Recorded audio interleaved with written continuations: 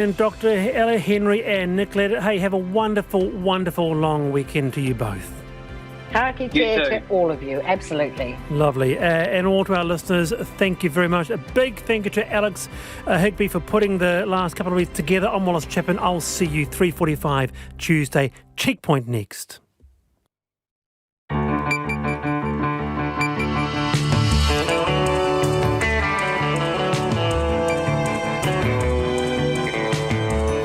Kei te whakaronga mai koe ki te reo irarangi o Aotearoa. This is Checkpoint on RNZ National. I'm Nita Blake-Persen. E haere aki nei, well, 90 is the magic number as we crawl towards a new traffic light system. Each DHB needs to get 90% of its population fully vaccinated so we can open up. Auckland, you could soon be waiting at the red light, but will it be in time for Christmas? And will a boost to business be enough to keep them going until then?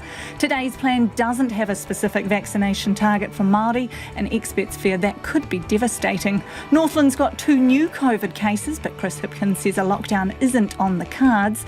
Meanwhile, Australia opens for business with the first international flights taking off in the next 10 days. You can watch us live on Facebook, Freeview Channel 50 and Sky Channel 83. RNZ News at 5 o'clock. Whakaloflahi atu, I'm Marama Tipole.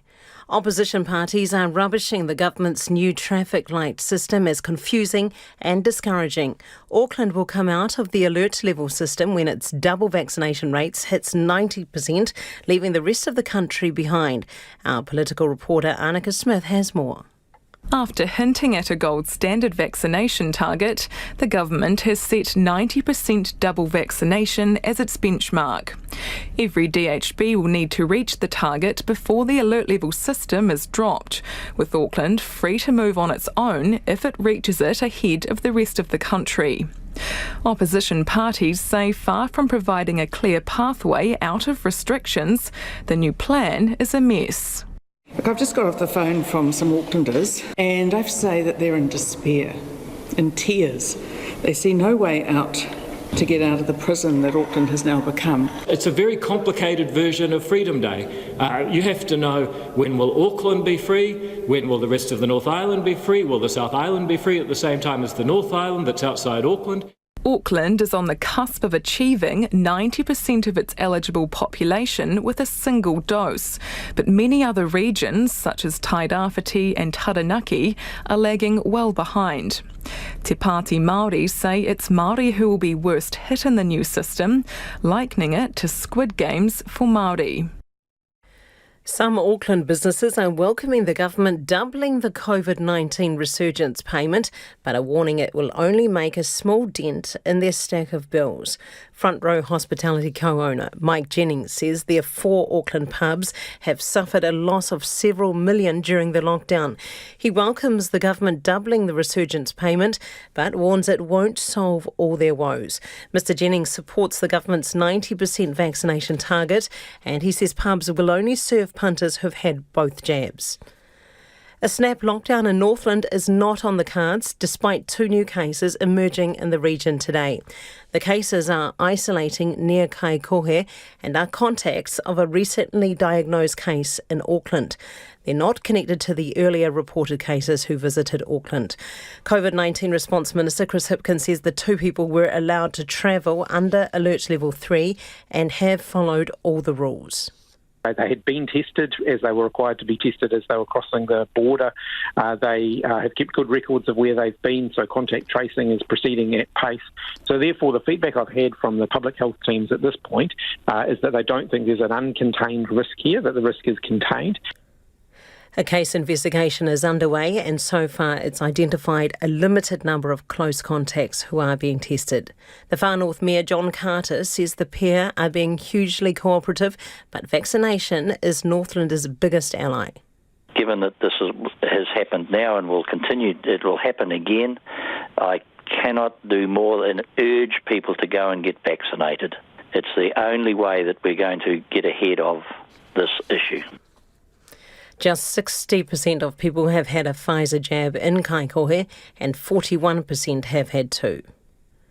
Despite a damning report about WorkSafe's regulation of tourism activities on Whakaari White Island, the Workplace Safety Minister doesn't think the agency could have prevented the eruption tragedy. In his review released today, David Lawrenson QC says WorkSafe fell short of good practice in its regulation of activities on the island in the 5 years before the fatal eruption in December 2019. But Michael Wood says that doesn't mean WorkSafe could have saved the lives of the 22 people who died. We can't go back in time and hypothesise about if this happened or that happened, would it have changed.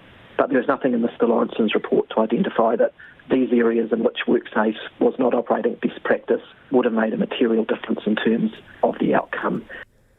It's 5:04. The All Blacks coach Ian Foster says Sam Cane doesn't need the burden of captaincy as he prepares for his first test in a year. Foster says Cane is fully supportive of Sam Whitelock holding on to the captaincy for the Northern Hemisphere tour. Cane will come off the bench in Sunday morning's test against the USA in Washington. Foster says after such a long injury layoff, Cane needs to focus on his own game. It's a matter of getting him into a groove at test level and getting him really confident. So the next 2 to 3 weeks are about just to see how far we can progress him. He's still a big part of our leadership group. He's still contributing at the same sort of level, and I think him having the space just to get his own game right is the right thing. Sunday's match between Bay of Plenty and Northland in Tauranga has been postponed due to the death of Sean Wainui. The Chiefs and Bay of Plenty player died in a car crash earlier this week. His tangi is on Sunday and a moment's silence will be held before all provincial games this weekend. Rally driver Hayden Paddon believes some fans may not even notice he's driving an electric car in this weekend's hill climb in Waimate. After 2.5 years of development, Paddon's Hyundai Kona EV will make its competitive debut. While it looks like a rally car, Paddon hopes fans will also think it sounds like one too. We've been working on a sound generator, shall we call it, for a better way of describing it, for about the last 9-10 months. We've been working quite closely with Auckland University over the last 3 months, and people might be surprised at just how much noise the car does make. And that's the news. Tomorrow morning, Miriam Margulies has written an extraordinarily candid autobiography, many episodes of which we will not be talking about. Not that I'm a prude. Dame Cindy Kiro is on the programme, officially the Governor-General as of this week.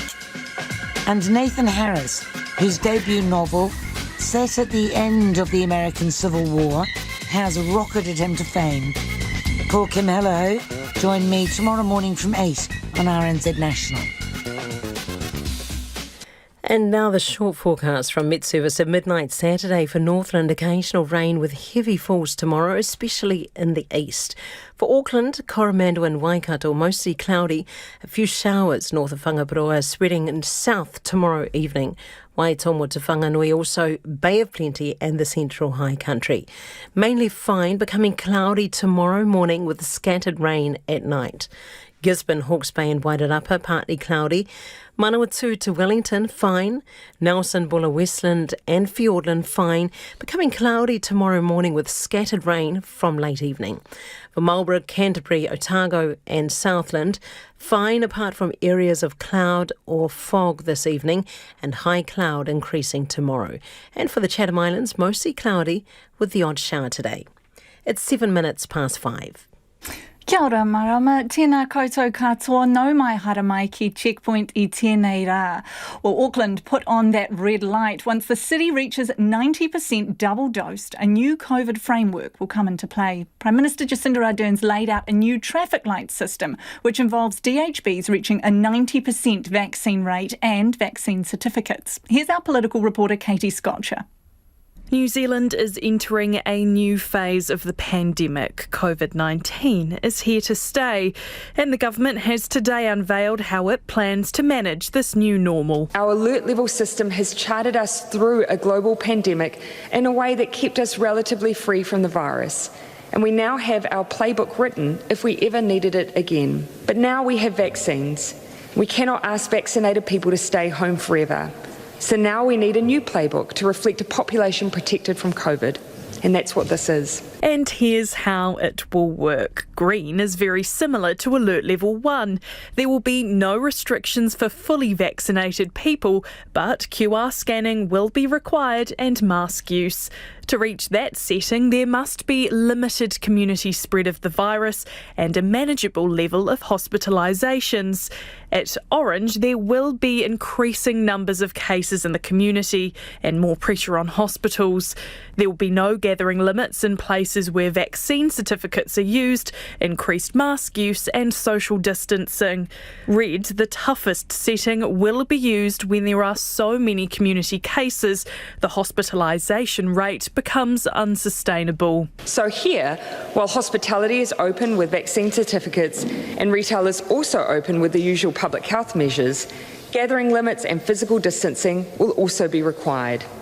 Education will be open, but with public health measures in place. Working from home is encouraged. Masks will also be required in the same way we use them now. Vaccine certificates are at the heart of the government's new plan. Businesses that use them can remain open no matter the setting. Those that don't will face tougher restrictions and may have to close for a period. If you want to be guaranteed that no matter the setting that we are in, that you can go to bars, restaurants and close proximity businesses like a hairdresser, you will need to be vaccinated. The traffic light system will also see the end of nationwide lockdowns as we know them. I know what it does to the national psyche, that every time you see a press release that says there's going to be a press conference in the Beehive, what that does to everyone's anxiety levels, the uncertainty that it creates. We will no longer be in that world. Instead, we have the vaccines to create a level of safety and armour. But before New Zealand can shift to this new way of life, more people need to get vaccinated. The government has set a 90% fully vaccinated target for every DHB. Once every region has hit that point, the traffic light system will kick in and New Zealand will move to orange. Auckland, however, will shift to the new system and the red level sooner, when its 3 DHBs hit the 90% mark. It's possible the South Island could move earlier too. We are open to moving the South Island before the rest of the country if all the DHBs in the South hit their targets before others. The government has also unveiled an enhanced business support package, which includes a significantly boosted COVID-19 resurgence support payment. This will be available until Auckland moves into the new traffic light system. Cabinet has also made in-principle decisions on a transition grant for Auckland businesses that will be accessible after that. The grant will be based on similar criteria to the current resurgence support payment. Finance Minister Grant Robertson says he would prefer not to make this support available to businesses that don't use vaccination certificates. I don't want a situation where we're effectively rewarding people for not being part of the vaccine certificate regime, and the current way that we work our financial supports out is revenue drop. And obviously you would experience quite a significant revenue drop if under the red level you were a contactless only business relative to a business that had actually done the right thing. Opposition leaders say far from providing a clear pathway forward, the government's new plan is a mess. Look, I've just got off the phone from some Aucklanders and I have to say that they're in despair, in tears. They see no way out to get out of the prison that Auckland has now become. It's a very complicated version of Freedom Day. You have to know, when will Auckland be free? When will the rest of the North Island be free? Will the South Island be free at the same time as the North Island that's outside Auckland? Te Pāti Māori are going even further, calling the new system Squid Games for Māori, over the government's refusal to set a vaccination target for Māori. Associate Health Minister Penny Henare is defending that decision, pointing to a new $120 million fund to accelerate Māori vaccination rates. How can you ensure that Māori won't be collateral damage when the country moves to this new framework, considering there are no specific targets for Māori? There's only one way to do that, and that's to vaccinate. Cabinet will review progress on vaccination rates on the 29th of November. Well, a short time ago, I spoke to COVID-19 Response Minister Chris Hipkins to ask whether Auckland will be red by Christmas. But first, I asked whether Northland should brace for another lockdown after 2 confirmed cases in the region.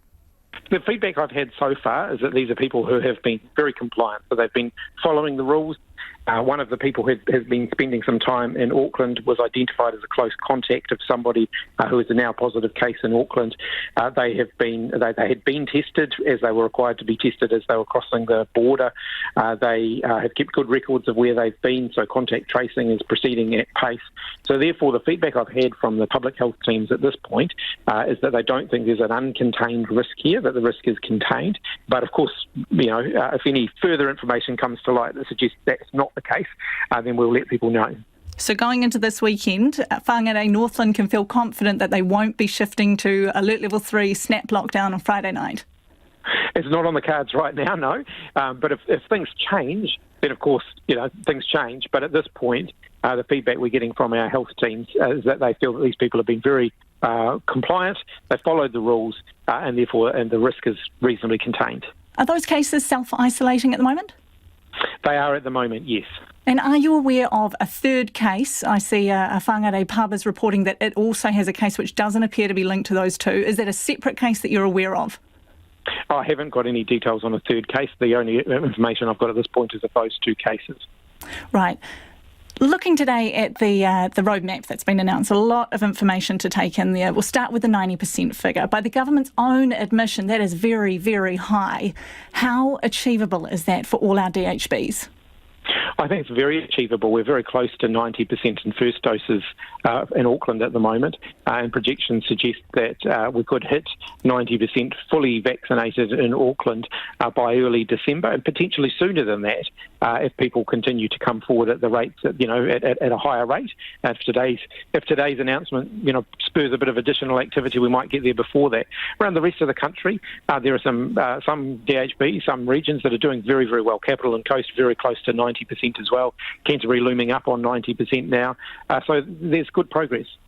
I'm interested in the ones who aren't, though. What about the DHBs who may not be able to get to 90%?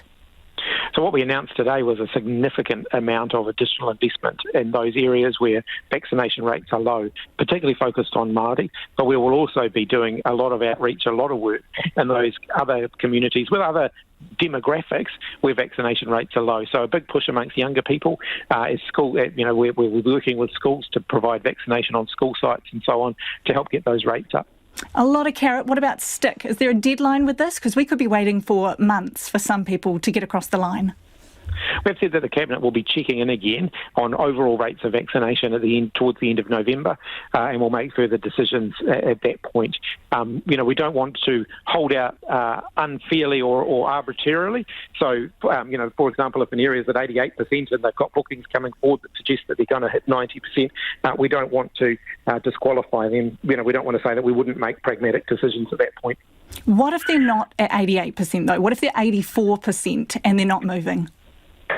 We're going to be doing a lot of work with those DHBs, every region across the country, over the next few weeks to really get those rates up. We are seeing that the number of people who are indicating they won't be vaccinated is reasonably low, but we have got a group of people who are relatively, they're not necessarily seeing it as an urgent priority, and so that's the group that we've really got to focus on reaching in the next few weeks. Those people that you say aren't interested in being vaccinated, what numbers do you have around those? The ones who flat out said they're not interested in the vaccine now, never, and there's no convincing them. There's a variety of numbers out there. It could be as low as 4 or 5% in that category. But overall, the group that we're concerned about at the moment, the group that we're trying to reach at the moment, are those people who are saying, "Look, I'm not saying I wouldn't get the vaccine, but I don't think I need to get it now." And that could be quite a sizable group. So that's a group that we're really focused on reaching. Some scenarios, if you will, Minister. There was a lot to take in today, so understanding how this actually is implemented. Looking at, say, Auckland hits 90% and moves into its red zone in December. Can Aucklanders leave the city for Christmas? We do want Aucklanders to be able to travel for Christmas. There'll be public health protections around that. Vaccination certificates will play a role there. Testing will play a role there. We do want to allow for Aucklanders to have some additional movement at Christmas. We want Aucklanders to have a lot more freedom by Christmas. And that's what today's announcement has really set out the roadmap for them to get that. What if those Aucklanders are heading to areas that, say, have vaccination rates of 70%? It will be about containing the risk within Auckland. So, where they travel is less important than making sure that they're not taking COVID with them when they travel. So if you're double vaccinated and you're looking to spend Christmas in Coromandel, you'll be able to head there even if vaccination rates maybe aren't at the same rate from the area you're travelling from. We haven't made full and final decisions on that, but what we have signalled is that we'll be looking to have a travel pathway available to people leaving Auckland over the summer period. It will have vaccination requirements and testing requirements around it to try and keep the risk of COVID-19 within the Auckland boundary. Having said that, if there are additional cases, if at that point COVID-19 spread across the rest of the country, which is always a possibility, we do everything we can to contain it, that changes the risk assessment further. But at the moment, while the risk is contained within Auckland, that's where we want to keep it. So what would that look like with vaccine certificates and testing, anyone wanting to leave Auckland for Christmas? That's right. So we'll certainly have a lot of greater clarity for people on that closer to the time. But yes, my advice to people is that get fully vaccinated. That's going to really help, and then we'll have additional public health measures to keep the risk contained within Auckland, like testing. Can we get some clarity now, Minister, if possible? Because I think a lot of people are hanging out for Christmas. There's a bit of a countdown going on, and they want to understand if they're fully vaccinated, where and when and how they can move. My message to Kiwis up and down the country is that vaccination at this point is the passport for the ticket for everybody to be able to enjoy Christmas and to be able to enjoy summer. And so the more people who are vaccinated across New Zealand, the more freedom we're all going to experience over summer, and the more we're all going to be able to reconnect with friends, family and loved ones. But can you practically say what a double vaccinated person's movements from Auckland may look like come Christmas? Can't provide certainty on that at this point because, there's still a heck of a lot of water that can flow under the bridge over the next 6 or 7 weeks. And that includes, we're doing our absolute best to contain COVID-19 within Auckland. But, we couldn't rule out the possibility that at some point COVID-19 might spread, and that will change the risk assessment again. So there's just a lot that could happen that means that certainty at this point around what will happen at Christmas it would be impossible to give. But what we are indicating is what we're working towards, which is to have people being able to spend Christmas with their loved ones. It is just coming up to 21 minutes past 5. I'm Nita Blake-Persen and you're with Checkpoint on RNZ National. E haere ake nei, Maori health experts fear a lack of a specific vaccination target for Maori could be devastating. Ho mai o whakaro, send us your thoughts or your feedback on this. Patuhi mai, text us 2101. You can tweet us at Checkpoint RNZ or email checkpoint@rnz.co.nz. We would love to hear from you. Well, Auckland will transition into the new traffic light COVID-19 framework as soon as the region's 3 district health boards hit 90% of their eligible populations being fully vaccinated. Currently, just over 74% of eligible Aucklanders across all the DHBs are fully vaccinated. And with no clear indication on when domestic travel could be back with Auckland's borders still in place, it's still very much a waiting game, with the government saying it will review vaccination settings on November the 29th. Reporter Louise Tunuth and camera operator Marika Habazi went to find out how today's news has gone down. It's the new way forward for Tamaki Makaurau. The News will need to wait for all 3 DHBs to get to 90% double vaxxed before restrictions begin to ease, is being met with mixed reaction. I think that it's necessary, but I don't know that we'll get there. There's just too much sort of resistance against the vaccines at the moment. It's just going to be tough. That 90% figure, I don't know if we're going to reach it, to be honest. I think the government is very slow at times to do the right thing, but it's a difficult situation. Sad for all of us here in Auckland, but for the sake of everyone, better safe than sorry. Residents in the Auckland DHB catchment are faring the best in the country. 93% have had their first dose and 79% are fully vaccinated. Waitemata is not far behind. 90% have had their first dose and 74% are fully vaxxed. But it's Counties Manukau that needs to join the vaccination party. While 80% have had their first shot, just 71% are fully vaxxed. I'm really looking forward to seeing the races between the DHBs, to who can get to 90%. I just go along with it. That's all I do. Listen to instructions and just carry on. For us, it's really about the primary schools, or that's what I'm really that's what I really want to hear, is if my son will be finishing primary school. I think it has felt very long, and I think everyone's struggling a little bit, so we're looking forward to getting to that point, but I think it's that last little bit that does seem to take a while, so just have to wait it out. The new traffic light COVID-19 framework and targets are causing some to scratch their heads. The announcement was quite confusing. We're still trying to get our heads around it and trying to look for more information online. I'm still sort of don't understand, the full scope of everything. But, I feel like I know what's important and what I should know. But, apart from that, I'm not too familiar with everything, I didn't have a proper look at it, to be honest. But I just heard it from my friends. With borders still in place for Auckland and no end in sight, residents are desperate to know when and where they'll be able to travel for Christmas. We're already planning to spend Christmas together, but we don't know how and when. It's hard to make plans. Yeah, it's hard to make plans, really. I really also wanted to go and spend summer in Queenstown, but I cannot even book a ticket for now. My whānau are in Nelson, and we've got a 5-month-old baby who hasn't seen her grandparents in a long time. So that's the biggest thing for us, is clarity around when we can leave. I have a parent who lives in another part of the country who's having a significant birthday in November. I've come to the realisation that I'm not going to be able to attend that. But hey, I'm really looking forward to Christmas, and I think that's the goal for me. So we've come so far. We've just got to keep doing what we're doing and get to that 90%, and then all have a wonderful summer and Christmas. Too many people travel in summer, so keep them in place, keep everyone safe. Yeah, I don't really have a problem with staying in Auckland over the summer. Just hope it doesn't butt into our festivals, Everyone's hoping Auckland gets a green light to move from picnics to parties in time for Christmas. There's been more support announced for Auckland businesses today, some of which are feeling the full effects of the drawn-out lockdown. The resurgence support payment has been doubled, and the wage subsidy will continue as Auckland transitions to the traffic light system. Checkpoint's Nick Trubridge joins us now from Newmarket. Kia ora, Nick. How's the news going down where you are?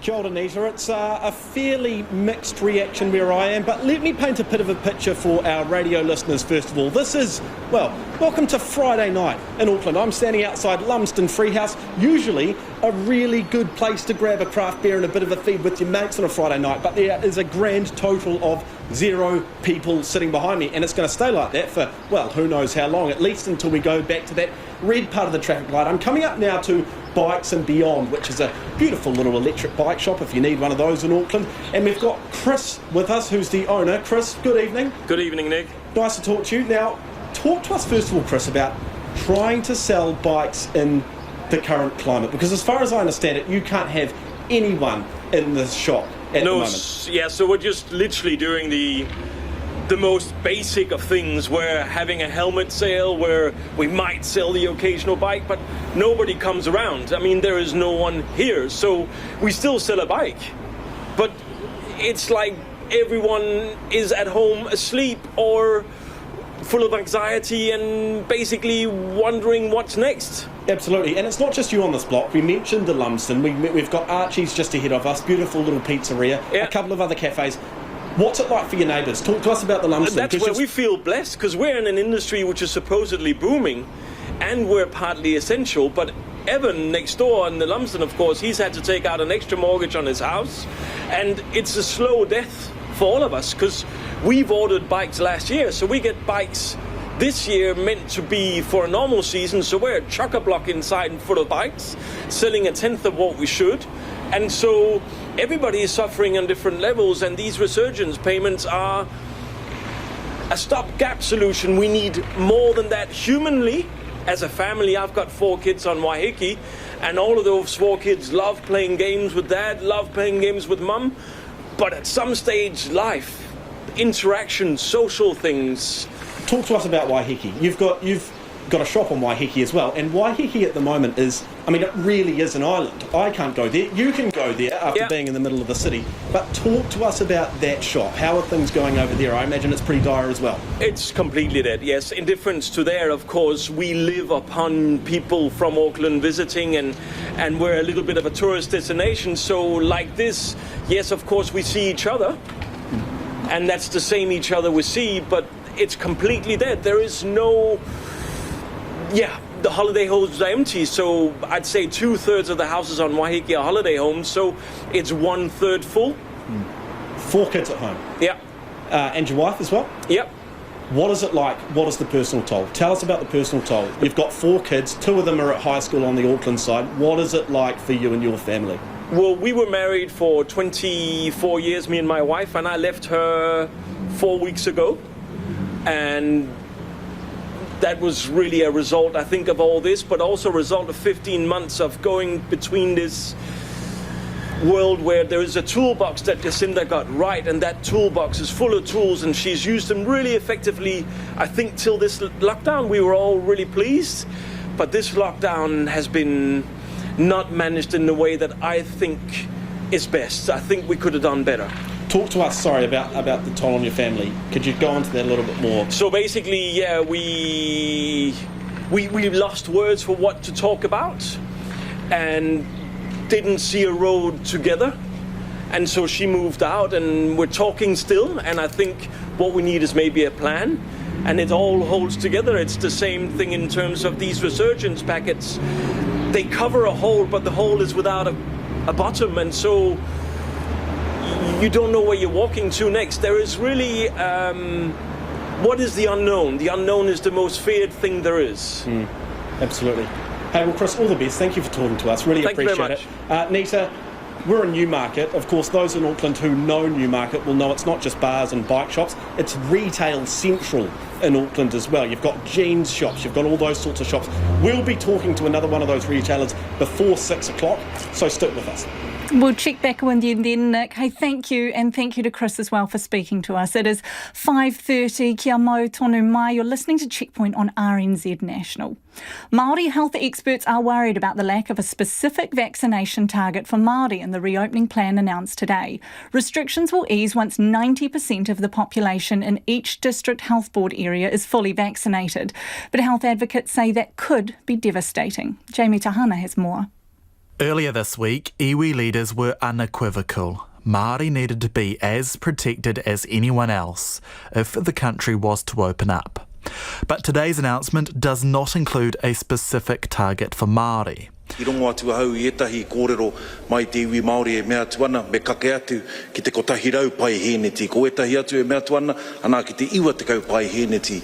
Speaking in Te Reo Māori, Associate Health Minister Peni Henare said he was asked for a range of specific targets for Māori from leaders ranging from 95 to 100%. But he says he had to reach a middle ground. Rawiri Taunui is an independent analyst who's written extensively on the outbreak. He's welcomed a 90% target, but warns with Delta running rampant in Auckland, Māori are likely to pay a huge price. Well, it's going to help, but it's very late. And in terms of what's unfolding in Auckland right now, it's a very tense and difficult task. Taranaki has some of the country's worst vaccination rates. 57% of the region is fully vaccinated. For Māori, that figure is only 38%. Māori health provider Tui Ora is hustling to get the numbers up, boosting capacity, communicating with whānau and rolling into isolated areas. Chief Executive Hayden Wano says it's working, albeit slowly. But today's announcement means they now have to sprint towards the target. We know that from the outset, the campaign, the way it was pitched, immediately put us on the back foot. But that opportunity has clearly been lost. I would think that you would want to be very cautious about lifting any boundaries and restrictions if vaccination rates aren't at a level that you would want to see to give confidence for our Māori community. Peeni Henare also announced $120 million to Māori organisations to help with the response. $60 million will go to Māori providers for vaccine drives, targeted to districts with low rates like Taranaki, Tairawhiti and the Bay of Plenty. The other half will help Māori communities build and adapt their infrastructure for the new framework, such as testing capacity and support for home isolation. The chair of the Manukau Urban Māori Authority, Bernie O'Donnell, welcomed the funding. What we're assuming is that the funding comes with no hooks. We're asking the layers of government bureaucracy or government agencies to stand aside, and that funding comes directly to the providers where it's needed. Those are the things that hold up what we think are the things that need to happen. They just get held up. Bernie O'Donnell says he's not surprised by the government's change in tack, as lockdown has been wearing people down. But he says he would prefer to see a specific Māori vaccine target. Jamie Tahana with that report.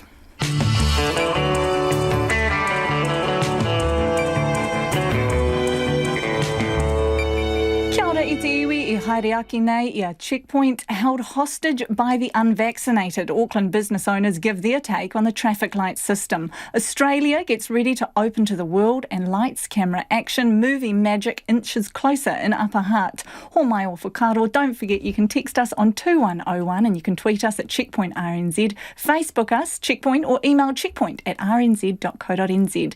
Now it's time for the headlines with Marama. Opposition parties are rubbishing the government's new traffic light system as confusing and discouraging. Auckland will come out of the alert level system when its double vaccination rates hits 90%, leaving the rest of the country behind. But opposition parties say far from providing a clear pathway out of restrictions, the new plan is a mess. Some Auckland businesses are welcoming the government doubling the COVID-19 resurgence payment, but are warning it will only make a small dent in their stack of bills. Front Row Hospitality co-owner Mike Jennings says their 4 Auckland pubs have suffered a loss of several $1 million during the lockdown. A snap lockdown in Northland is not on the cards, despite 2 new cases emerging in the region today. The cases are isolating near Kaikohe and are contacts of a recently diagnosed case in Auckland. The Far North Mayor John Carter says the pair are being hugely cooperative, but vaccination is Northlander's biggest ally. Despite a damning report about WorkSafe's regulation of tourism activities on Whakaari White Island, the Workplace Safety Minister doesn't think the agency could have prevented the eruption tragedy. A review released today says WorkSafe fell short of good practice in its regulation of activities on the island in the 5 years before the fatal eruption in December 2019. But Michael Wood says that doesn't mean WorkSafe could have saved the lives of the 22 people who died. Firefighters are battling a fierce scrub fire in the hills above the Lower Hutt suburb of Nainai. A spokesperson for Fire and Emergency says the blaze is covering an area measuring 800 square metres but is not threatening homes. And the All Blacks coach Ian Foster says Sam Cane doesn't need the burden of captaincy as he prepares for his first test in a year. Foster says Cane is fully supportive of Sam Whitelock holding on to the captaincy for the Northern Hemisphere tour. Those are the headlines. Our next news and sport update is at 6. Marama, time now for the business news with Nona Peltier, who's in our Auckland newsroom. Kia ora, Nona. A growing number of well-established bank customers are frustrated. What's this reason? What's going on here? Well, they're frustrated with a lot of paperwork, and that's associated with anti-money laundering laws. That's the Anti-Money Laundering and Counterfeiting Finance of Terrorism Act, better known as AML. Well, it creates a lot of extra paperwork, and a lot of well-established banking customers are wondering, why are we being questioned like this? It generated 140 complaints to the banking ombudsman last year, and it's set to more than double this year as the frustration grows. For example, there was a complaint from an older couple who had been bank customers for more than 30 years at the same bank, and they were asked by an email to provide further evidence of their identity, proof of address, and so on. Well, anyways, they thought it was a scam, so they ignored it. Anyway, fast forward, series of miscommunications later, ultimately their bank account was frozen, causing huge inconvenience. Now, it's set to get a little bit worse because from December, we're going to have a new piece of legislation called, well, it's actually one that's already existed, the Credit Contracts and Consumer Finance Act. Now, when that reform takes place from December 1, you're going to have to provide a whole lot more information. And there is an issue there about financial inclusion, because it means that some long-time banking customers may find themselves struggling to get the credit they once used to get. Certainly frustrating. So the Property Council thinks 25,000 new build-to-rent homes could be built within 10 years. It certainly sounds good. What's it going to take to actually make that happen? Well, there are really two things. They're looking for some relaxation in barriers to investment, basically through the Overseas Investment Office. They want some reform there to encourage that type of investment in New Zealand. The next thing they want is to reclassify build-to-rent homes in the same sort of way that they do for retirement villages, and so that there's a special treatment for them, that they become a separate entity and they have their own tax treatment and so on, which would encourage more investment. And the council is saying that, you know, if they get going now, more than 6,000 units could be built in the next 2 years. Never mind the 25,000 over the next decade. We need those houses. Thank you, Nona. Any updates on the markets today? Well, always have an update for you. Let's see. The top 50 index, it dropped about 0.25% today. That was a 33-point drop to 13,093. Now, the New Zealand dollar has also pulled back a bit after hitting a 5-month high against the US dollar yesterday. It's trading at 71.7 US cents, and it's steady at 95.8 Australian and 51.9 British pence. Nona, thank you so much. That's our business reporter, Nona Peltier there. Being held hostage by the unvaccinated. That's how some Auckland businesses feel as a 90% vaccine target is set for opening up. While they wait, more support has been announced, but many hospitality businesses say it'll only make a small dent in their bills. Jean Bell reports. The last few weeks have been a hard slog for Matthew Aitchison. He's desperate to throw open the doors at Stanley Avenue Wine Bar and Bistro on Auckland's North Shore because business is down 80%. He wants vaccination certificates rolled out right now so people can get on with their lives, while those who are unjabbed are left out in the cold. And I was a little bit reticent in the beginning about people's civil liberties in the beginning, but there's a small percentage of people that are holding us back, so we cannot let those people hold us to hostage, essentially. The only light at the end of the tunnel is a change to the COVID-19 resurgence support payment. From November 12th, this will double to $3,000 per eligible business and $800 per full-time employee, with a maximum of 50 employees each fortnight until the country shifts to the traffic light system. Mr Aitchison welcomes the boost to the government's resurgent payment, but thinks it doesn't go far enough. We're a tiny business and we have been injecting $5,000 per week into the business from our own capital over the last 10 weeks. So I can only imagine what bigger businesses have been having to inject. Front Row Hospitality runs 4 pubs across Auckland. Its co-owner Mike Jennings says the company has lost several $1 million in the lockdown, and the increased help from the government will only put a small dent in the bills that keep stacking up. It's going to allow us to nibble into the outstanding bills that are still coming in. It's better, but it's not the full antidote. Small Business Voice Chief Executive Max Whitehead agrees the government's extra support will be greatly appreciated, but is too little, too late for some. It's still going to be tough for businesses, and I would think they're far, far behind. It's a pity it's not backdated, but look, we'll take everything we can right now because life is extremely difficult, and I think a lot of businesses have gone too far already. The government is also offering a $60 million fund for business advice and mental health support in Auckland. Businesses will be able to apply for up to $3,000 for advice and planning support and up to $4,000 to implement that advice. Mr Whitehead thinks the mental health support is sorely needed, especially after fielding calls from distressed business owners. I've had a guy in tears only this week saying, how am I going to face my children? How am I going to face my family? I'm actually completely broke and busted. I've got to go down and beg for money from WINS. And Max, I've never been in this situation in my life, and I've absolutely failed my family. Pub owner Mike Jennings welcomes the cleared 90% vaccination target and says they'll only serve punters who have got both jabs. But he's anticipating some downsides of the no jab, no entry policy. Got to manage people who become perhaps disgruntled or aggressive about not being allowed in.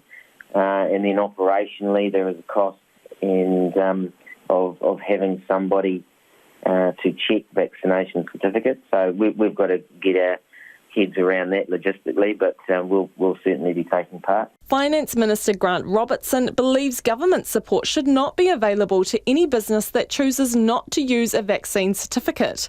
But this is yet to be put in stone. Auckland Mayor Phil Goff thinks it's common sense that businesses who don't play ball on the vaccine certificate shouldn't be eligible for financial support. I think we're all in this together. We all have to play a part.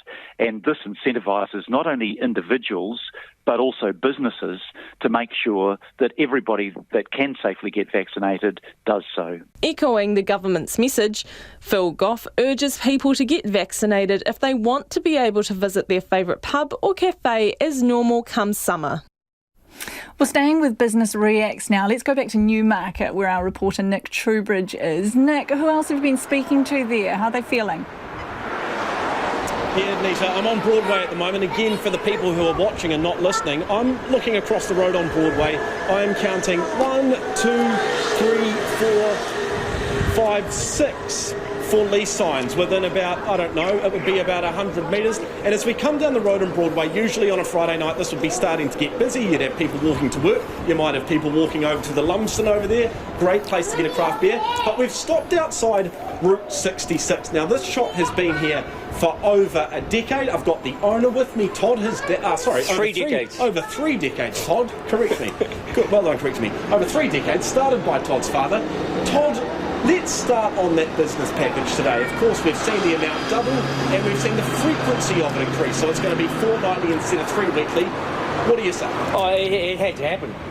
We've been holding out for something now for I think a good 2 or 3 weeks. I mean, I acknowledge the government's announcement today and the extra support, but I wish it was just a couple of weeks ago. But it is what it is.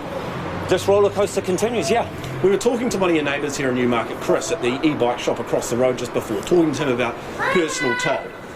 Talk to us about personal toll. You were mentioning some of your staff earlier, who of course we won't name, but talk about some of the things you're seeing and hearing for you and them. Mental health in a wider context, I think, has had a lot more accent for all of us in the last couple of years. It's a fantastic thing, but who would have thought that the spotlight on mental health would be so rammed home with this COVID thing, and it is so genuine. And as an employer and a boss and somebody, a family and a dad and a husband, it's so touching when staff reach out to you, and it's so real, and it is happening. Look, I wouldn't say with every single staff member, but half of my staff members are having a conversation with me, and it's raw. It's raw, and I'm just. There's been tears in the last few weeks, my own tears as well. And as a human being and a person, who would have wished this COVID thing on us? And we're going to be in it for another 4 or 5 weeks, apparently in Auckland, as in lockdown. It's the most incredible period I've ever lived through. Talk to us about selling jeans. You guys have been in this business for over 3 decades, as we pointed out. There's been a few ups and downs over that. Oh, absolutely. A few, recessions and things like that. Yeah. How does this compare? Well, nothing compare. I don't think anything can really compare to the last 18 months. We've got momentum, then we're locked down again, then we're locked down, and then momentum, vaccination, no vaccination. You can't run a fully functioning business on this sort of up, down, where are we going? You can. Well, we are.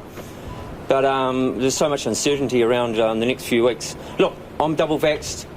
I don't want to use this opportunity to put the message just off, but please can we just get vaccinated? Just finishing off, talk to us about percentages. What percentage are you at now compared to what you would be at if we were at level 1? I'm 75% down on a normal week. So, the resurgent payment, acknowledge. I'm going to be around 65% down what I would normally be doing on a Friday night talking to you. How many pairs of jeans have you selling a week? On an average day, I'm selling 5 or 6 at the moment. And on an average day, easy 15, 16, 17 pairs of jeans. Somebody's got to pay that difference. Somebody's got to wear that shortfall. Hey, thanks very much, Todd. I know it's not an easy thing to talk about. No, very welcome. And Nita, as Todd mentioned, I mean, he's not going to be back open until lockdown ends. We've sort of got 2 systems in the place here in Auckland at the moment. Obviously, we've still got that step system. So he won't be able to open these doors normally unless we go back to that red traffic light. Of course, we have to wait till we're 90% double vaxxed before that red traffic light comes in. Or, if before then, we go down to step 2, which allows retail to open up. Either way, not really much light at the end of the tunnel for a lot of these businesses, Nita. Really tough, Nick. Hey, thank you. That's Nick Trowbridge, and thank you to Todd as well for speaking to us there from Newmarket. Overseas now, Australia is throwing open its doors to international travel with flights resuming in as soon as 10 days. It comes as Victoria and New South Wales hit 70 and 80% double dose levels, ease lockdowns and move towards freedom. World Watch's Polina Lau has more. Australia is ready for takeoff. The words of Prime Minister Scott Morrison as Qantas fuels up for a nationwide restart from the 21st of December. This is a wonderful day. Australia is ready for takeoff. You can see it all around us. You can see the staff readying themselves. The ground crew have been doing the work they've needed to do, the maintenance teams. More than 10,000 Qantas staff members will be back to work before Christmas.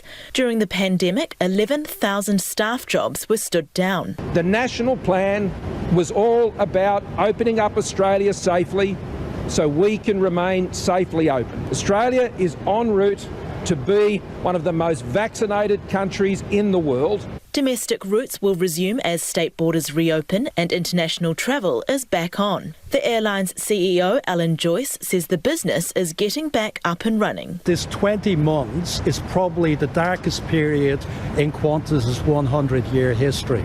It's meant that we've had to ground aircraft, stand down people and restructure the business. But there is light at the end of the tunnel. It's very clear that because Australians have rolled up their sleeves and taken the jab, we can see that light. New South Wales will open its borders to the world from the 1st of November, starting with the kangaroo route. One of these 787s will depart Sydney and go to Darwin on its way to London. That's the first time since March of last year that Qantas is operated long-haul international regular services. Other routes will include Singapore, Delhi, Bangkok and Johannesburg. The announcement comes as the state records 345 new local cases and 5 deaths. Premier Dominic Perrottet says confidence in the state is sky high. This announcement today really shows that there is hope, there is change coming, and it's an incredible turning point. We have the highest business confidence in the history of our state, and that's because we've gotten the measures right.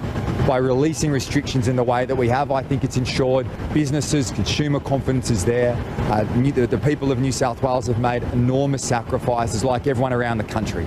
International flights will initially be restricted to citizens, permanent residents and their immediate families. Over in Victoria, as the clock struck midnight, lockdown lifted again. After 263 days in lockdown, bars, restaurants and hairdressers are welcoming back customers and up to 10 visitors will be allowed inside homes. We're having a family reunion to celebrate all the missed birthdays. I think just going to a restaurant and having somebody else cook for us, I think will be a nice and pleasant surprise, for sure. I'm just really excited to go out for dinner and go to the pub. I'm really excited to play a game of pool. With 70% double dose vaccinations, more freedom, even as the state records 2,189 new cases today and 16 deaths. But for now, retail stores, gyms and cinemas will stay closed until the state reaches 80% vaccinations. A curfew and travel limit has ended within Melbourne, but the travel from the city to the regions is still prohibited. It is 8 minutes to 6. I'm Nita Blake-Persen and you're with Checkpoint on RNZ National. After the news at 6, 2 new COVID cases have been discovered in Northland 2 days after the region left lockdown. We'll go there live. The Prime Minister has dangled the carrot of lifting some restrictions in the south if they can get the island 90% fully vaccinated. Community and business leaders say this provides the step forward they need after more than a year since COVID-19 was in the community. Our reporters around the south have been out speaking to locals, and here's Timothy Brown with the story. To say there's limited sympathy among South Islanders for those who still refuse to get vaccinated against COVID-19 probably understates it. They can just hang out at home. I think that there has to be consequences for those that choose not to be vaccinated. You're part of a community. The community comes first, me comes second. People are ready to get on with their lives, and for most, that means getting the vaccine. Queenstown Lakes Mayor Jim Bolt says he would have preferred to return the South Island to Alert Level 1 immediately, but this now provides a way forward. He says he hopes this gives people the hurry up they need to get vaccinated. One of the things we've been struggling with in getting to our target of 90% vaccine is younger folk who perhaps haven't had the same uptake, but older folk have. If the issue is that you're not going to be able to go to a bar or a restaurant, you're not going to be able to go to a concert, you're not going to be able to get onto an aeroplane, whatever, I suspect younger folk will stampede to get their second shots. Those out on the streets of Dunedin, Nelson and Christchurch say they're broadly supportive of the plan. And one pedestrian told Checkpoint the restrictions will be what finally motivates her to get the vaccine. I think it's great. I think the sooner we can get there, the better. I encourage anyone who's not vaccinated to get in there as soon as they can and get it done. Do it for us all. Look, absolutely. People who are vaccinated should have the freedoms to do more things that they choose to do. I think it's going to encourage more people to get vaccinated, and it's a good thing. It means you'll feel safer going to those. I'd like to go to my holiday house. It would be good. It would be handy. But yeah, I reckon they should be doing it. I've got a lot of friends that don't want to get their vaccinations. I guess it would be sad, if they can't do certain things, but I guess it is, kind of freedom of choice at the end of the day. Homegrown's the only reason that I'm going to get it when I have to, because I still want to go to festivals. Canterbury Employers Chamber of Commerce Chief Executive Leanne Watson expects businesses will get behind the vaccine certificate so they can keep the lights on. She says it's now incumbent on all South Islanders to play their part to get vaccine rates up, whether that's by encouraging friends, family or colleagues, or just going to get the shot. The very clear signal from the Prime Minister today is, we are not going anywhere until we get to that double-dosed 90% vaccination rate. So if we want a summer, if we want to have Christmas with our families and friends and whānau, then that's what we've got to do. Hospitality New Zealand Nelson Branch President Ian Williams says he has some concerns about hospitality being tasked with policing the new restrictions. National Iwi Chairs Forum Chair Lisa Tumahai says they had pushed for a 95% target, but will now concentrate on holding health authorities accountable. My focus is now on DHBs. They have an obligation, an equity obligation. They've got to find the solutions. If it's a 90% rate and DHBs are going to be held accountable for that, they've also got an obligation at a DHB level to ensure that that is also 90% of the Māori living in their area. Whether it's a return to normality, the return of tourists, or just the chance to put the threat of lockdown behind them, South Islanders can't wait for the lights to turn green. Construction of a $50 million film studio in Upper Hutt near Wellington is well underway. Lane Street Studio is set to help the region meet its capacity issues in the creative sector, and already international clients are knocking on the door. Our reporter Kirsty Frame and cameraman Samuel Rillstone went to have a look. We're here today at the construction site of Lane Street Studios. Behind me here are 2 sound stages that are underway. They're 17 metres high and over 2,300 metres squared each. The whole centre is purpose-built, meaning it's designed for all kinds of media production, be that film, animation or video games. It's set to open early next year and it's already garnered a lot of international interest. The ball got rolling late last year, and soon Upper Hutt is going to have the ability to host large-scale productions. While the sound stages are being built, much of the studio spaces have been successfully converted from the data centre that once stood here. The rooms inside the studio feel fit for giants and shows just how big the project is. It includes a screening room, art department space and a warehouse-sized section for whatever the client wants to use it for. Today, Beyond Studio, which specialises in games, was using the space for its VR game.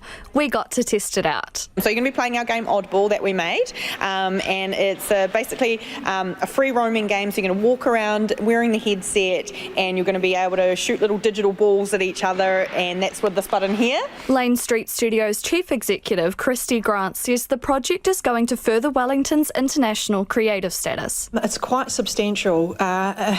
It's a whole infrastructure situation in terms of the screen precinct that we're effectively developing here, because a facility like this takes a lot of other supporting sectors to make sure that it can operate. With the studio being able to host hundreds of people for a project, a significant injection of revenue is likely for the Upper Hutt. But creatives all over Wellington are excited for what's ahead, including Joaquin Loizaga from Scale Studios. When this studio is complete, it's really going to change things for the Wellington region.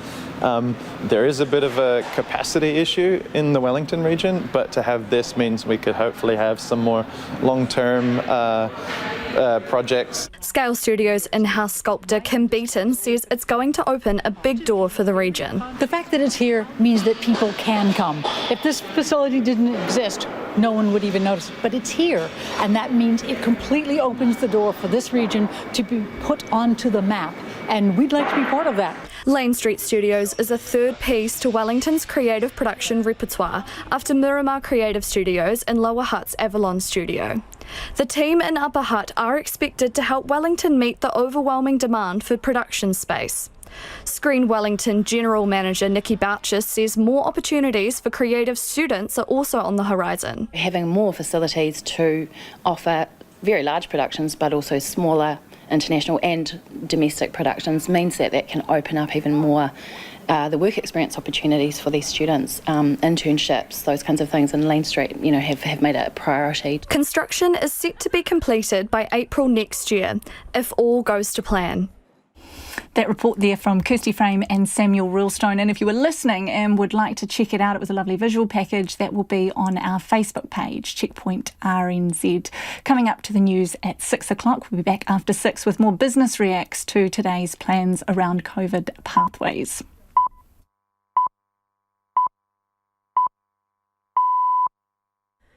RNZ News at 6. Good evening. I'm Marama Tipole.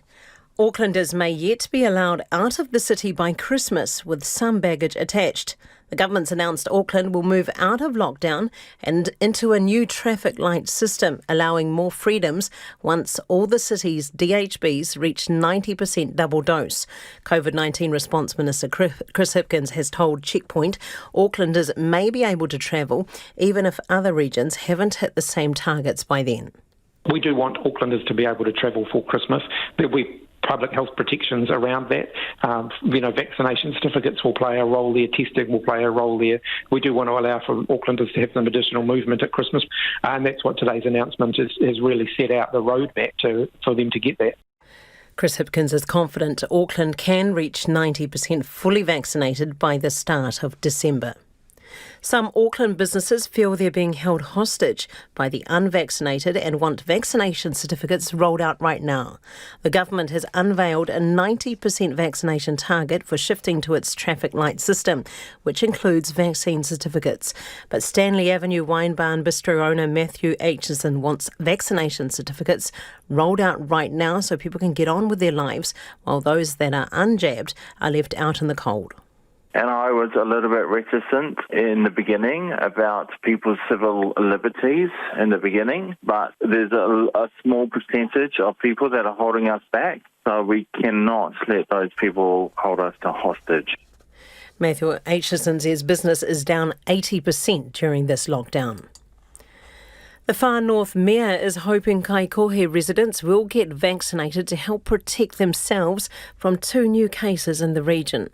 The pair had permission to travel to Kaikohe from Auckland and were tested on Wednesday. John Carter says they're being hugely cooperative with contact tracers, but vaccination is Northlander's biggest ally. Just 60% of people have had a Pfizer jab in Kaikohe and 41% have had 2. Officials say a snap lockdown in Northland is not being considered. The National Iwi Chairs Forum says they'd hoped for a 95% vaccination target, but will be ensuring DHBs roll out the vaccine fairly to vulnerable communities. The government this morning unveiled a new system for dealing with COVID-19 that rewards people who are fully vaccinated. Tamaki Makaurau will move to the traffic light system when each of its 3 DHBs get 90% of their populations double dosed. The rest of the country shifts to the new system once all other DHBs meet the target, though the South Island may move earlier. National Iwi Chairs Forum Chair Lisa Tumahai says they pushed for a 95% target, but will now concentrate on holding DHBs accountable. If it's a 90% rate and DHBs are going to be held accountable for that, they've also got an obligation at a DHB level to ensure that that is also 90% of the Maori living in their area. The Workplace Safety Minister is confident the integrity of the Whakaari defendant's trial will be preserved. Today he publicly released a damning report about WorkSafe's regulation of health and safety on the volcano leading up to its 2019 eruption that took 22 lives. The review was completed by David Lawrenson QC and was initially due 6 months ago. Michael Wood says he could not have withheld the findings until after the court case. Mr. Lawrenson has reported in a factual way things that did happen or did not happen in the period that led up to the events at Whakaari, White Island. So to the extent that any parties in the prosecution use established facts, either for the prosecution or the defence, then that is a matter for them. Michael Wood says victims and their families had the report before it was made public. Hollywood actor Alec Baldwin has fatally shot a woman with a prop gun and wounded the director on the set of his new film. The 42-year-old woman, named as Helena Hutchins, was the director of photography. The cinematographer was airlifted to hospital but died from her injuries. The BBC's Charlotte Gallagher has more. Police say the Hollywood actor Alec Baldwin, people might have seen him in things like 30 Rock, fired a prop gun during filming of a scene and 2 people were shot. The director of photography, Helena Hutchins, who's 42, she's died from her injuries. The director, Joel Souza, who's 48, he's been badly wounded and he's in hospital at the moment. It looks like a terrible accident. Alec Baldwin is in New Mexico filming a 19th century western, Rust.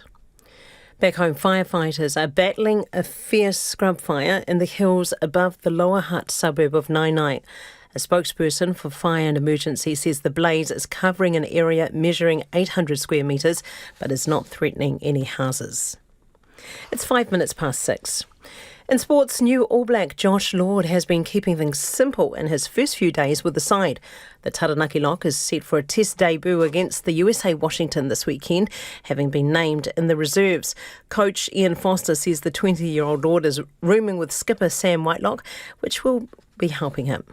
He's a confident young man, clearly it'll be an exciting, nervous time for him when he pulls on that black jersey and gets a chance to run out. But what we've seen is someone who we feel is right to deal with that. And we selected him on the basis of just to start working with him and seeing where we feel we can get him. The US women's football team has had its 22-game home winning streak ended.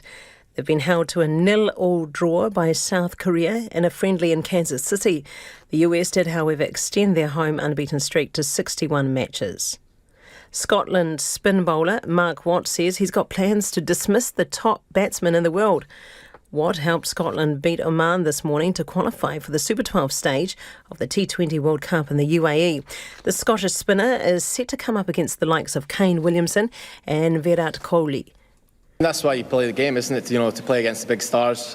You want to challenge yourself at the best, and they certainly are the best in the world. So I've got quite a few plans for Virat. I'm going to keep them hush-hush at the moment, but I think he should be worried. Bangladesh also qualified for the next stage of the tournament. That's the news. Tonight on Night's actor, singer and reality baking star Madeline Sami selects the mixtape Country Life. It's often on the hunt for rural pests, possums, rabbits. This week the team's under the covers with Heiko Kaiser, the bed bug man.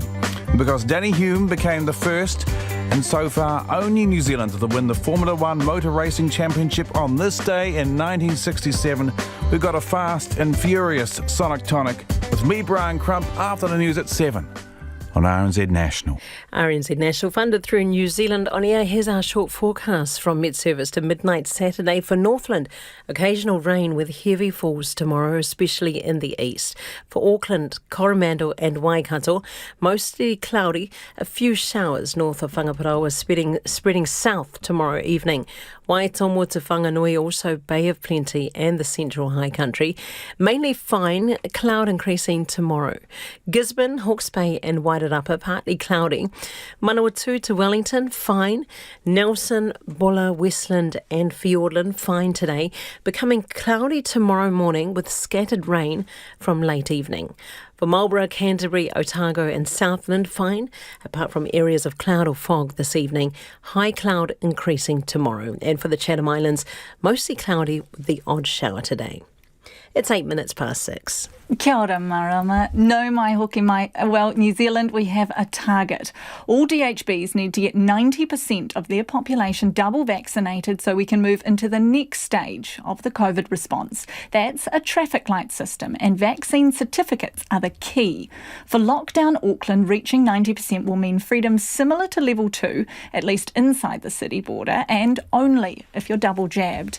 And a Christmas outside the city boundary could be on the cards too. In the meantime, additional financial support has been announced for struggling businesses, with the COVID resurgence payments set to double and offered more frequently. Newmarket Business Association Chief Executive Mark Knopf-Thomas joins us now. Kia ora, Mark. Was today's announcement the news you were looking for? How would you rate it out of 10?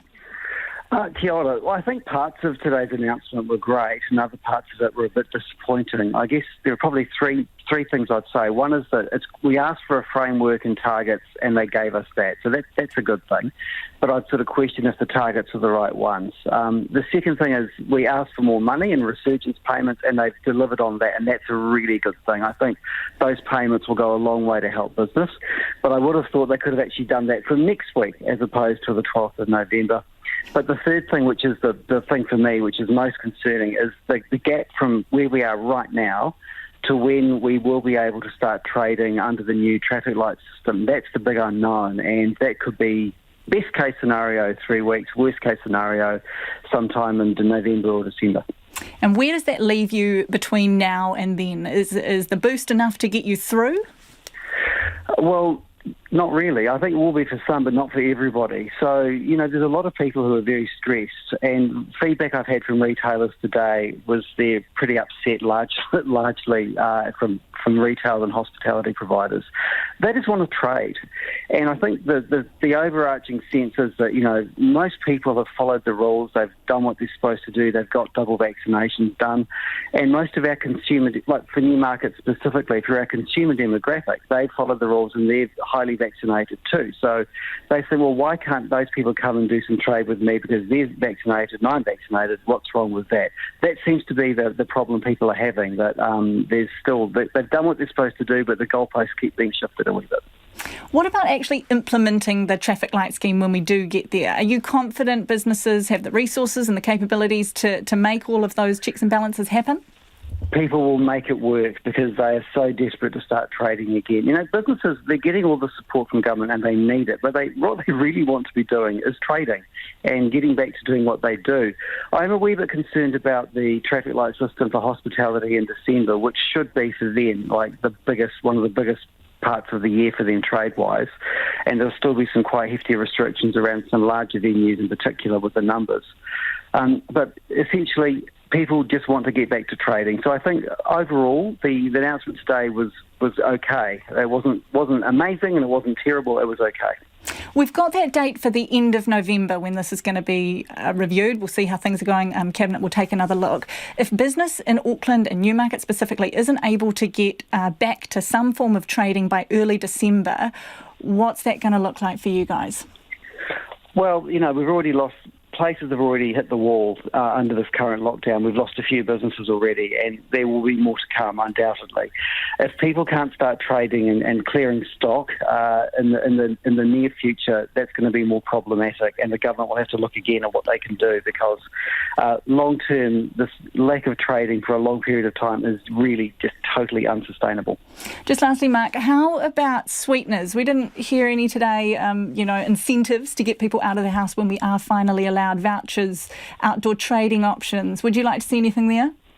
We would support anything to incentivise people to go shopping and to go and have a bite to eat somewhere. We really, if the government can come to that party as well, that would be fantastic. I heard Stuart Nash say today actually that they shied away from doing that, but I think we really would like as much support as we possibly can. But again, people just want to get back to trading as soon as possible. Kia ora, Mark. That was Mark Knopf-Thomas there from the Newmarket Business Association, giving us his thoughts and those of some Newmarket businesses in Auckland on today's roadmap out of the current COVID lockdowns. Heading to Northland now, where just 2 days after its level 3 lockdown lifted, Te Tai Tokerau has recorded 2 new cases of COVID with the possibility of a third. The Ministry of Health says the 2 cases are contacts of a recently diagnosed case in Auckland and aren't linked to the earlier reported cases who visited Northland. A Whangarei pub has reported a 3rd case, although this has yet to be confirmed. With more on this, I'm joined by Ngāti Hine Health Trust Chief Executive Jeff Milner. Tēnā koe, Jeff. Can you take us through how Northland's feeling tonight? Yeah, it's a roller coaster of emotions, as you just described. It's a very wet day here in Northland, the winterless north, and the realisation that I think the community was always aware of, that it wasn't a matter of if but when, and COVID has arrived in the mid-north, which is hugely concerning for the mid-north and Northland more generally. What do we know about these cases, Jeff? Whereabouts are they? Whereabouts have they been? Yeah, I want to acknowledge the Northland DHB for sharing that information with local iwi and Maori health providers early, and a high trust relationship we have. And so we understand the whānau live rurally in the mid-north, somewhere between Kaikohe and Kaitaia, but naturally as they go about their business, and I want to just commend that whānau for doing what all of us were asked to do, seek a test of their own accord. And they would have been travelling around the mid-north as they took care of their day-to-day business, and quite possibly and reasonably into Whangarei, the main hub of Northland.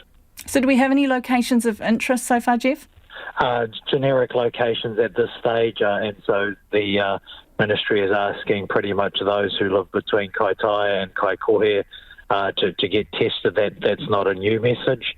In fact, testing off the back of the infamous recent case whānau who visited the north, there has been a continued testing regime operating across Tai Tokerau. So those Ministry of Health will update the specific locations of interest, but one could assume Kaitaia, Kaikohe, and with every reasonableness, Whangarei. Presumably, their vaccination status will impact whether the virus has spread. Do we know whether they have received their shots? No, we don't know that information as yet. But what we are encouraged by is some heads up from the public health unit that this whānau were conscious on their movements. They're using the Trace app, and so the public health unit are working hard to determine those locations of interest with good help from the whānau. We've seen a 3rd case reported just online so far by a pub, which seems to be separate in Whangarei. Do you know anything about that? Any updates on that? Yeah, we understand that that particular concern is working through the system as well. We were updated by the DHB on that particular case. It's much earlier in the process than the 2 whānau in the mid-north, but we're bracing ourselves that is the 3rd case in Northland. So, our message is to those people who are perhaps waiting for the full-time whistle, playing the game late. The fat lady is singing, and it's time to engage in the vaccination process. Jeff, the COVID-19 response minister, Chris Hipkins, tonight saying there's no need for a lockdown at this stage. Do you think that's the right decision? Would you like to see some restrictions brought in? I think over the next 24 hours, as particularly the extent of the movements of this whānau in Northland becomes clearer, I think it's a bit early in the case to determine a lockdown. As I mentioned, if this whānau has done what all New Zealanders, all Kiwis were asked to do in terms of good trace use of the Trace app, then that might avoid Northland going back into level 3, having only just come out of it. So I think it's a bit early to make that call, but the health system has stepped up over the long weekend. Our workforces generally are very tired. And we're looking forward to a bit of a break over the long weekend. But from the Northern DHB to the Maori health providers, such as the Hauoro, Ngāpui and Ngāti Hine Health Trust, we've called our workforces back and they're ready to serve the community from tomorrow morning. Kia ora for your time, Jeff. That's Jeff Milner from the Ngāti Hine Health Trust updating us on those 2 new cases in Northland tonight.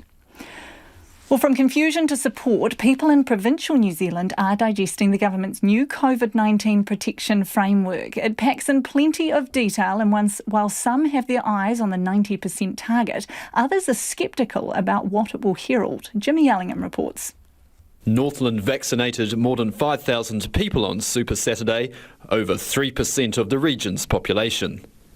But still more than 20% of people haven't had their first dose. District Health Board member Dr Carol Peters says getting 90% double vaxxed won't be easy. Until that happens, vaccinated Northlanders won't regain all their freedoms. Dr Peters says the newly announced $120 million to fast-track Maori vaccination rates will help iwi health providers. A lot of people actually have trouble getting to vaccination, and these folks will go to homes to help people. They will go out to the areas themselves. They will take their cars with this money and drive out and get people vaccinated. So that is where our hope is for getting to 90%. Alice Malone, a shop manager at Gifts on Rathbone in Whangarei, hopes the traffic light system will make lockdowns more of a last resort. Of course it's a positive thing. It'll mean that we have customers in the shop rather than just our online orders. But she thinks the northern parts of the DHB catchment will take longer to get to 90% than Whangarei. Vaccination rates in Taranaki and the greater Manawatu region are over 80% for the general population, although the district health boards have been told to improve Māori rates, which are lagging. New Plymouth local Tim Parr thinks the traffic light system clearly defines each level. I think it's actually a damn good idea. It encourages people that if they want to do stuff, they've got to follow the rules and get vaccinated, and then we get the freedoms that we deserve and need. Others warn of pushback and befuddlement. For one, I don't think it'll get to 90%. That's just a ridiculous target. Absolutely not. I'd be absolutely shocked if New Zealand got to 90%. I got the feeling that public-wise there will be confusion. I really think so. Make it a bit more simple. In Palmerston North, most people spoken to by RNZ gave the announcement a cautious nod of approval. I think that everyone should get vaccinated and, just let everyone else have some freedom. So you support the government's announcement today? Yeah. I definitely support it, and I think everybody should go out and get vaccinated. It's really important for society. I think that people should have more freedoms if the majority are vaccinated, but I do feel like there are people that have valid reasons to not be vaccinated, and they should be taken into consideration as well. Wendy Carr is General Manager of Fielding and District Promotion, a group representing businesses in the Manawatu town. From what I've read so far, it looks like most businesses, particularly larger ones, are going to have extra staff, because to be able to police vaccine certificates, you need to have someone being able to do that. So I think there's going to be a little bit of confusion until we work it out. From what I've read so far, big public events where you have multiple entry points, or not even entry points, just, town square things, are going to be nearly impossible. She hopes more information about how the system works will become clear by the time the region hits the 90% target. It is 21 minutes past 6 and you're with Checkpoint on RNZ National. Some quick snippets on some of the feedback coming in around all of these announcements today. The first one here, I'm happy with the suggested new alert system. It turns it around. Instead of lockdown, there is freedom for individuals and businesses unless there is a reason they can't be open. Very positive and clear. Localising the issue to DHBs is sensible. On the other hand, and I take it this is in regards to Aucklanders being able to leave the city, this person says, what the hell does working on a travel pathway mean? Is it the same route Centre is using? Because at the moment it sounds like a daydream. Do get in touch if you have any thoughts. Text us on 2101, email checkpoint@rnz.co.nz or Facebook, Checkpoint RNZ. A new prevention program designed and led by Te Runanga o Ngāi Tahu to reduce the number of Māori tamariki and rangatahi entering state care has been given a funding injection from the government. It's hoped to help improve outcomes for whānau in the Ngāi Tahu tribal area. Here's our Ōtautahi reporter, Kim Moody. Nearly $26 million in funding from Oranga Tamariki will go to the iwi's Whānau as First Navigators program. Kai whakahaere Lisa Tumahai says the fund will help pay the bills for kaupapa Māori providers supporting whānau. To our providers, you have told us you feel like both the ambulance and the emergency room in a model that is too Pākehā focused, which is not working for our tamariki and for our whānau. We have heard you. Today we are making steps to remove those barriers, shift the system and rewrite the narrative. Appearing via Zoom owing to a cancelled flight today, Children's Minister Calvin Davis announced the funding will be over 3 years, and he signalled it might be a sign of things to come. It also represents a change in the way that the Crown is interacting with Māori and to seek outcomes for our whānau, because we know that the previous approaches, they just haven't worked. So change is needed, and some change has been made, but there is going to be more change to come. Oranga Tamariki Acting Chief Executive Chapi Tikani says the funding comes with no expectations from the agency. Every iwi will have different approaches, different ideas about innovation, different ways of working. What it signals is Oranga Tamariki is open to having those kōrero with those iwi about those solutions. That's the first thing. The second thing is we want to work in partnership with Māori, and Oranga Tamariki does not believe it holds all the solutions. In the last financial year, around 68% of tamariki and rangatahi in Oranga Tamariki care were Māori. But since signing a strategic partnership with the agency in 2018, the number of Ngāi Tahu tamariki in care has dropped from 362 to 262 by the end of June this year. Kaihotu Arihia Bennett says on the ground, whānau will be encouraged to seek support if they need extra help. The quickest way to be able to do that is to actually lean into those community supports, lean into organisations, to extended whānau where they can actually get that support rather than ending up in a Crown organisation or even in a bigger picture iwi organisation. And Lisa Tumahai says there's a lot of barriers Ngāi Tahu whānau are facing right now. Access, information, awareness, the right support mechanisms, not feeling whakamā to actually ask for help. There's some of the things that we've got to cut through. She says the ultimate goal must be decreasing the number of tamariki Māori in care, and it's hard mahi.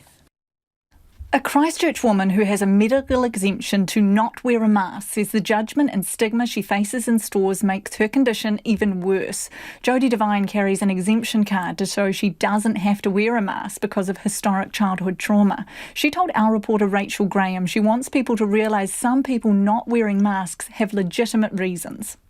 It's awful. Every time I'm having to enter a store, I'm having to show this card which reminds me what happened. Oh. Yeah. So every time I enter a store and I'm having to show that card, I'm constantly reminded what happened to me as a child, and I already struggle with that. Jodie Devine says childhood trauma has left her with PTSD, prone to panic attacks, and a tic when stressed. She's got a medical exemption to not wear a mask, proof she carries with her wherever she goes. When she entered the Wainoni Pack and Save earlier this month, she showed the security guard her mask exemption card. But while she was in the store, a second security guard asked for her card and for proof that she was eligible for it. She says being questioned by security staff over personal painful memories is extremely stressful, and she reacted angrily to the questions. Ms Devine says she was grabbed by the security guard and admits she may have hit him, but describes the whole incident as a blur. She has had other incidents in which people have made rude comments to her and given her dirty looks for being maskless. It's not only the way that people look at me, it's how I feel that I'm a leper and that I'm bad for not wearing a mask when I physically can't wear a mask. She has lodged a complaint with the police about being grabbed by the security guard, but has yet to hear back from them. Disabled Persons Assembly New Zealand's Prudence Walker says Jodie's situation reflects what many disabled people are facing up and down the country. She says they've had numerous complaints of exemption cards not being accepted, and Wainoni Pack and Save is one location which comes up frequently.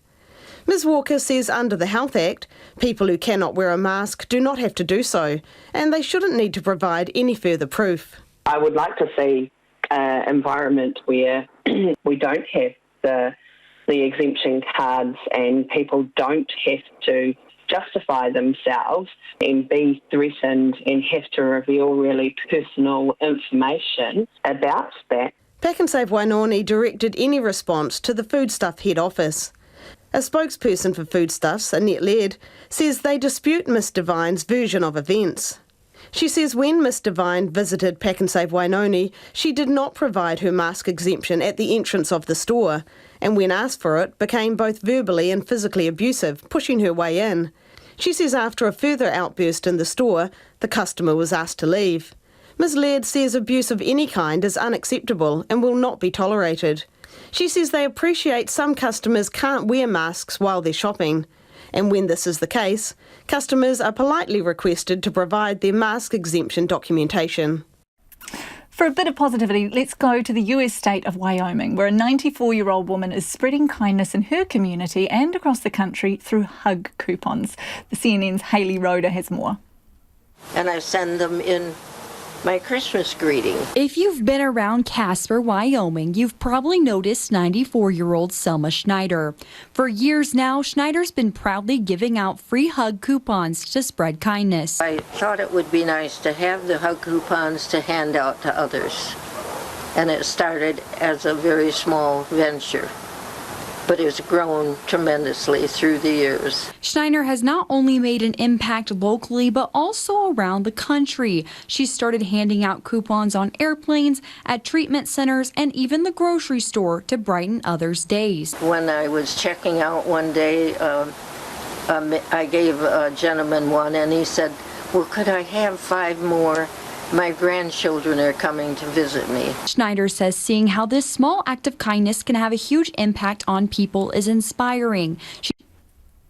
That's it from us. The Late News team will keep you updated through the night. We'll be back on Tuesday. Until then, take care, stay safe, and have a lovely Labour weekend.